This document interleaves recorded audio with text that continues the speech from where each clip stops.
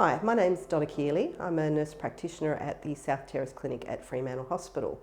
The purpose of this short video today is to demonstrate how to give syphilis injections. Given our high rates now more than ever, it's really important to be able to treat people for the syphilis infection. If you're seeing contacts of syphilis, it's a very good idea to treat them presumptively rather than waiting to see what their results are, because the earlier you treat, the less likely you are to have the spread of infection and the less likely complications as well. It's also important on the day that you're giving treatment to check the RPR with a blood test, because that's your starting baseline to show if the treatment's been effective when you follow up your patient. So it's most important that you do that the day that you're going to commence treatment. Do that RPR test that day as well, even if they've had one prior to that. In terms of your treatment, it's important to know that for primary, secondary and early latent infection, you're giving one injection or one lot of treatment.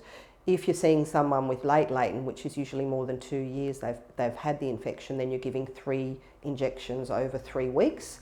And it's really important to stick to those intervals. If you go more than 3 days outside the interval, you have to restart the course again. It's also important prior to giving the injection to check if your patient has any allergies to penicillin. Obviously, if they're allergic to penicillin, you can't give the injections. You can give a course of doxycycline, and again, refer to your STI management guidelines for the actual dosing for doxycycline. Or you can discuss with a specialist further if you need to. It's very important to warn your patient that they can have a thing called a Jurix-Herxheimer reaction. That's a reaction that can occur about 6 to 12 hours after giving the injection. It makes the patient feel very unwell. They feel like they've got fevers, rigors, general malaise, joint pains, headaches. So just let your patient know that that may happen and they just need to rest and take some analgesics. In terms of treating syphilis, what you need to use is benzathine penicillin, not benzyl penicillin. So benzathine is a longer acting form of penicillin and the benzyl penicillin is a shorter acting form. So it must be benzathine penicillin. If you're having trouble getting hold of it, you can contact your local public health unit. They'll be able to assist you, or it's in the doctor's or the prescriber's bag. It's kept in there. So here's the box of benzathine injections that we're going to be using. So if you just look on the outside of the box, you'll see the dosing, which is 1,200,000 units per 2.3 mils, that's per syringe. Once upon a time it used to come in milligrams, so each syringe had 900 milligrams, and what you need to give for your treatment for syphilis is 1.8 grams. So the 900 milligrams is actually equivalent to the 1,200,000 units per syringe. So you'd be giving 2 of those. So in the old way of doing it, it would have been 2 syringes equals 1.8 grams, or if you're doing it in the units as it's now packaged, you'd be giving 2,400,000 units. So we'll take one of those syringes out, one of those needles out, and the needles that you're using that come in the box are 19 gauge needles. If you don't actually have any in the box, if someone's already taken them out or they've got lost in transit, you can just use your own 21 gauge needles, or some people prefer to use a 19 gauge needle, so either of those needles. So to attach the needle to the syringe, it's just a Luer lock system, so you just pop it on the end and screw it onto the end and it's ready to go. This fluid in here is quite thick and viscous, and you can see it's a nice white colour, so it can be a little painful. What we suggest it's kept in the fridge is to actually take it out maybe 10 or 15 minutes before your patient arrives, if you know that a patient's coming in for this treatment, just so it can warm up to room temperature. And the other thing that we suggest is just giving it a gentle roll between your hands. That just helps move the fluid around, mix it up and warms it up a little bit as well. So if you do those things, it just makes it a little less viscous and a little bit easier to give to your patient and not quite as painful. So as I say, you'll need 2 doses of this to give the one treatment, or if you're giving the 3 weekly dose, obviously you're giving two syringes each week.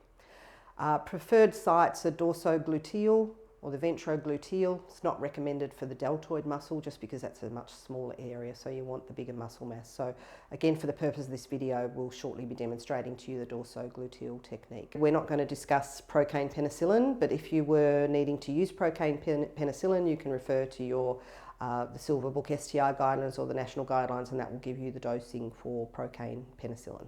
In terms of getting your patient ready for the injection, if you're giving dorsogluteal injection, just ask them to lie on their stomach on a bed or a couch, so face down, or you can have them on their side. Same with the ventrogluteal injection, you can have them on their front or on their side. Just give them some privacy. Tell them they don't need to take off their clothes completely. They can just lower their clothes down to the area that you need to give the injection and put some drapes over them, and just give them some privacy by pulling your curtains around while they get ready. And we have our patient here ready to go. So we just let our patient know, I'm just going to be feeling for some landmarks to give the injection, okay? So for the dorsogluteal injection, you need to be feeling for the landmarks to give the injection. So just from the greater trochanter to the top of the iliac crest.